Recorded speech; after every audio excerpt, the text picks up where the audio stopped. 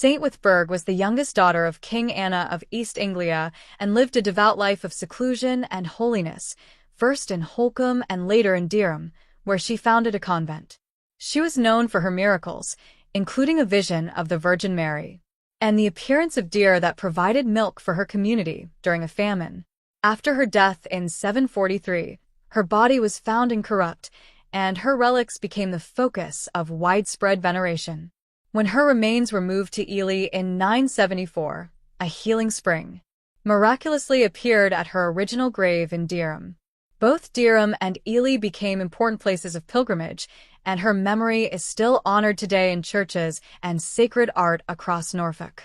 Saint White, also known as Candida or Gwen, is a beloved early English saint venerated in Dorset, likely martyred by Viking raiders in the 9th century while living as a holy anchoress near Charmouth. Her relics are uniquely preserved in the Church of the Holy Cross and St. Candida in Whitchurch Canonicorum, one of the very few undisturbed saintly shrines to survive the Norman Conquest and the Reformation. Tradition holds she led a life of prayer and service, maintaining coastal beacons for sailors and dying for her faith. Her shrine, containing her bones and marked with a Latin inscription, is still visited by pilgrims who report miracles and healings through her intercession. Nearby, her holy well in Morecambe Lake also draws visitors seeking healing, especially for eye ailments, continuing the centuries-long reverence for this humble yet powerful saint.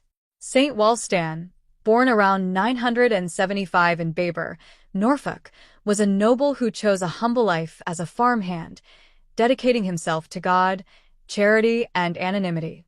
Renowned for his kindness and miraculous healings of people and animals, he worked on Nalga's farm in Taverham for 28 years, giving away his wages and possessions to the poor.